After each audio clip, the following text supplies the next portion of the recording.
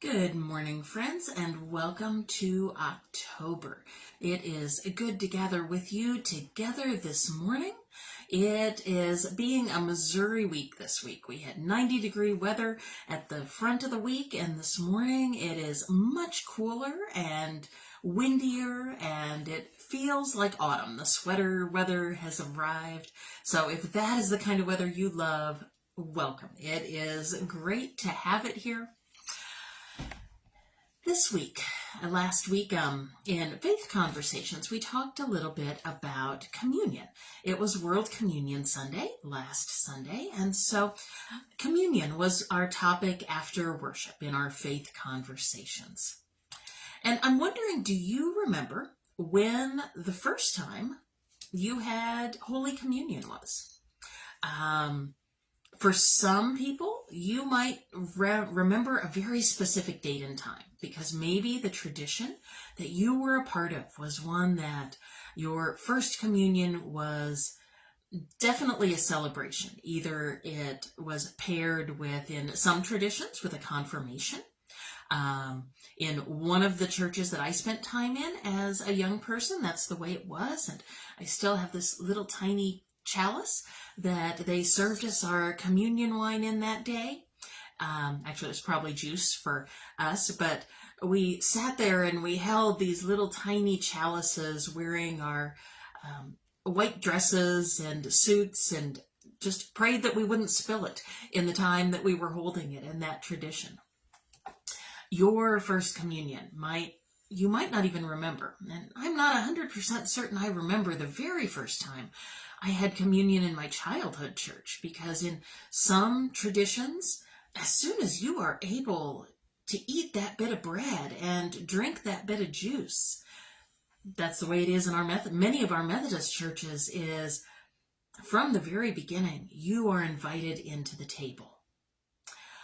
There could be all sorts of ways that communion has taken place in your life in different traditions. Some of those might be very positive memories. You might also have memories of communion that left you feeling on the outside. If you were visiting at a church where communion is only given to those who are official members of either that local church or that denomination or church tradition. And so you might also have memories of communion that are not positive ones. But that was a little bit of what we talked about in our Faith Conversations, was what are your experiences of communion? And then what does that communion mean in the United Methodist Church? Well, I want to expand on that a little bit today and just think about that concept of table. And I want to encourage you to think about a time at a table that is as positive as it gets. Now, this could be a lot of different things. Some people might think about a large family gathering where you felt welcomed in and embraced. It might be barely a table at all. It might be a table that simply had exactly what you needed at that moment. Maybe a hot drink after you had been out in the cold for hours and you didn't know if you would ever warm up again. It might be a table where you sat across from someone who finally saw you for who you were for the very first time, and you felt seen, you felt known, and you had a sense of belonging in that moment. There are so many ways that tables can have the potential for extending that invitation. And we see that in the scriptures as Jesus met all sorts of folks around all sorts of tables. He provided bread and fish at a table that wasn't a table, right? The feeding of the 5,000 on the hillside as folks just sat on the grass or the rocks on the hill. But their needs were met in that moment. Jesus was accused of eating often at tables with the wrong people. in a time and place where eating together was a big divisive marker. If you were a Jew, you did not eat at a table with a Gentile, a non-Jewish person. There were many other, in the Roman Empire, there were many regulations for who could sit at what place in a table, and there were very stringent regulations for where the host would sit and then where the guests of honor would sit in relation with the host. Actually, sometimes instead of sitting, they were reclining, was often the tradition in meals then.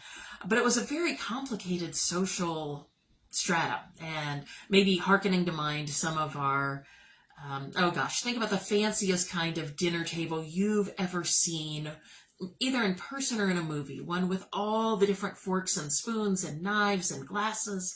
The type that made you think, I don't want to pick up the wrong one at the wrong time, because what if I do it wrong? What if they know I don't really belong in a place like this? And I think that's the beautiful thing that we see in Scripture, is this idea of table as one that is welcome and where God desires all to find a place of belonging. And I want to share a little story about that today. Some of you might remember there's an old Johnny Cash song, and it's actually an old poem, but Johnny Cash made it popular in a song. And part of the lyrics go, when I'm alone, I often think of an old house on the hill, of a big yard hedged in roses, where we ran and played at will. And when the night time brought us home, hushing our merry din, Mother would look around and ask, are all the children in? Are all the children in? There's a Reverend James Forbes, and that song made him think about the way that he learned about God's love and compassion and welcome at the table from his mother. As his family prepared the table for dinner every night, they were a large family. There were 8 children of varying ages, and there were often nights where somebody had not made it home by the time dinner time came around. But he recalled that no one was ever left out. Even if they weren't there at the table, a place would still be set. And his mother would set back a plate of food, ready and waiting for when they arrived. He watched that care and compassion his mother had for all 10 of them around the table, or however many of them were able to make it that day. And having an understanding, they, as kids, were expected to notice, is your brother here? Is your sister here? Are all your siblings here? And if not, well, that wasn't an invitation to just take more potatoes or grab an extra piece of bread because, whoo, more for us, you know. No, they were expected to still make note, to make sure there was enough set aside so that no matter what time someone arrived at the table, there was a plate of food ready and waiting, probably tucked in the oven so it would stay warm over the pilot light or in the refrigerator to be warmed up later. But no one was ever left out. There was always that place at the table. He grew to have a powerful belief in the compassion of God, a God who, like his mother, would look around the table and ask, where's your brother? Where's your sister? Do we have all the siblings here? Are all the children in? Can you imagine Jesus sitting at a table asking that same question, looking around? Are all the children in? And waiting for us to ask that same question. Is there anyone here? My cats are being pesky in the background. They like to be considered children as well, and they like to have their food. And one of them sometimes likes to pop up on that bench in the back and thinks that it needs a place at the table as well, very literally. Maybe you have pets like that too. Jesus looks and asks us that question. We sang that beautiful song on Sunday, and we're going to sing it again this Sunday, A Place at the Table. For everyone born, a place at the table. For everyone born, water and bread. For everyone born,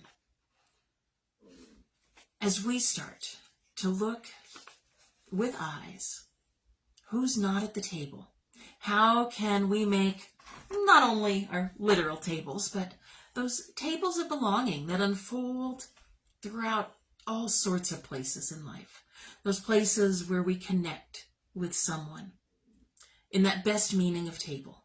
Connection, belonging, compassion, meeting needs, quenching thirst, filling hunger, in all the different ways those look.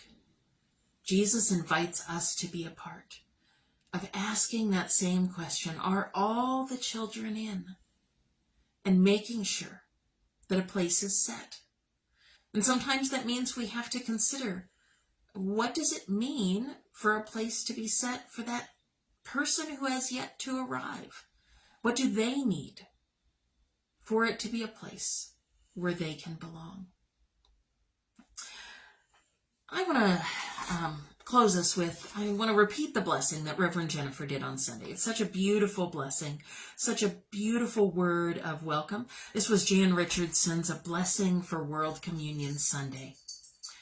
And the table will be wide, and the welcome will be wide, and the arms will open wide to gather us in, and our hearts will open wide to receive. And we will come as children who trust there is enough. And we will come unhindered and free, and our aching will be met with bread, and our sorrow will be met with the fruit of the vine. And we will open our hands to the feast without shame, and we will turn toward each other without fear. We will give up our appetite for despair, and we will taste and know of delight. And we will become bread for a hungering world, and we will become drink for those who thirst, and the blessed will become the blessing, and everywhere will be the feast. So friends, as you go into these days ahead, as you go into your weekend, be on the lookout. Where are the ways that you see you can join Jesus in the work of love, in asking, are all the children in, and setting a place at the table of love and grace and understanding, because that table has enough room for everybody. That table is not one that ever hangs out a kitchen is closed sign. That table is one that is welcoming and waiting, no matter how late it is. So friends, go in peace. If you happen to be joining us in person on Sunday, our faith conversation will be on understanding ourselves, our personalities through the Enneagram. We'll also have chat after church if you'd like to join us there. So go into your weekend. May your soul find moments of refreshment for whatever your hunger and thirst, both the physical types and those soul types are. And I'll see you here again next week. Take care, friends.